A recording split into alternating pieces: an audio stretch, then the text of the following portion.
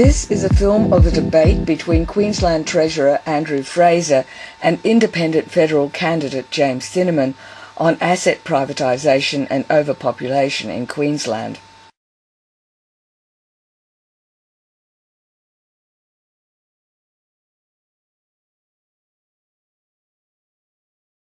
Mail on 31st of July. In fact, I wanted to actually put those alternatives even before the election. That's why I wanted to have a debate with you and why about. Well, I at least see a debate between you and Anna Brown, someone who's competent to discuss privatisation. Well, you and I did participate in the public debate during the election campaign.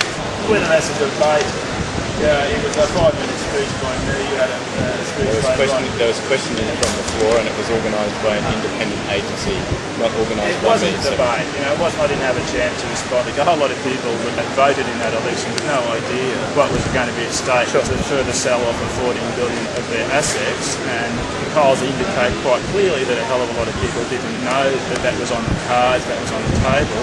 The reason I raise it is I think the people who are the owners of those assets had every right, every entitlement to know, firstly, that it was on the table, and secondly, to have the people that were in favour of privatisation put the arguments for it, and have those that are against privatisation put the arguments against it, and have the public decide whether privatisation is necessary and whether they'd vote for a pro-privatisation candidate or an anti-privatisation candidate.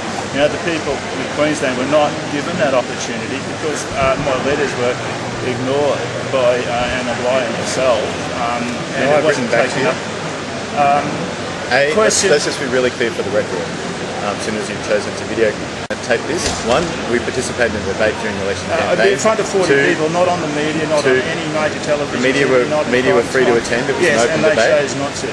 Secondly, I replied to your letter and other correspondence. You did not. And third, I'm now meeting with you now. So I don't think you need to mount a case that is not in fact supported by the very plain fact that we did all those things. The fact was, and I further replied, I said I didn't get from you the categorical assurance that I sought against privatisation.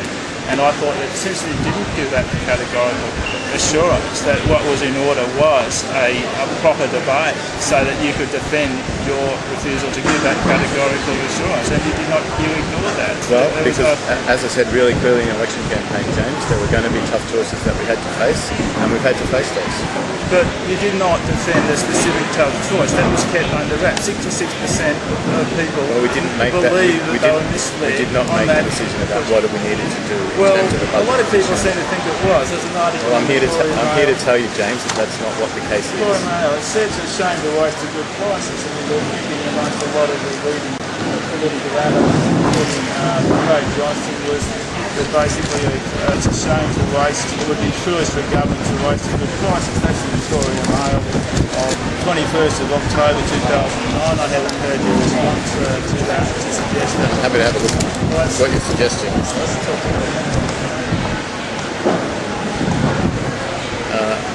Well, that's an unnamed source about a meeting between the QCU unions and the government, and I think you can safely presume that that's something that was said by the QCU unions, not by the government, so they can choose to defend that statement rather than me. I know you didn't respond to that, but you didn't say. Well, it's an unnamed source from a quote that's not from the government, so okay.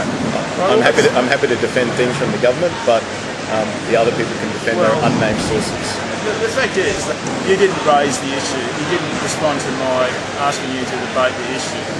I did attend the candidates' debate with you, James. That was in front of 40 people.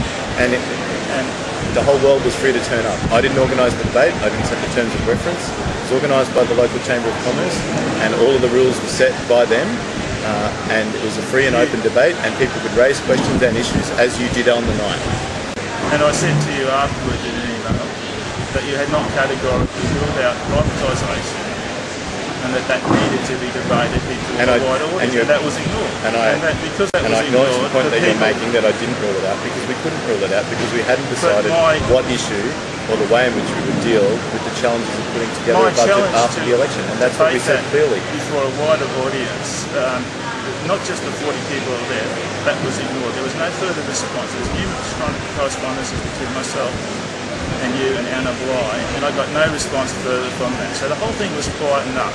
Now, James, you I can say- responded to your correspondence, you're trying to say- and I also did, on average, a media conference one day a week during the election campaign. So the notion that you're putting forward isn't in fact supported by the facts.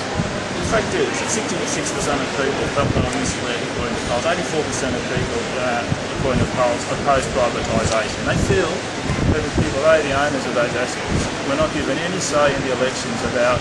So do you agree then that we should spend Queensland taxpayer money building rail lines for BHP and Rio Tinto? I don't think... Whereas in Western Australia, those rail lines are built by BHP and Rio Tinto. You're giving a false dichotomy. What you're saying... No, that's one fact is in Western Australia, BHP and Rio build the rail lines, and in Queensland the government does. So my question to you is, do you agree with that situation? I don't think that it's as simple as that. You are saying we are choosing between one hand, these are assets that belong to the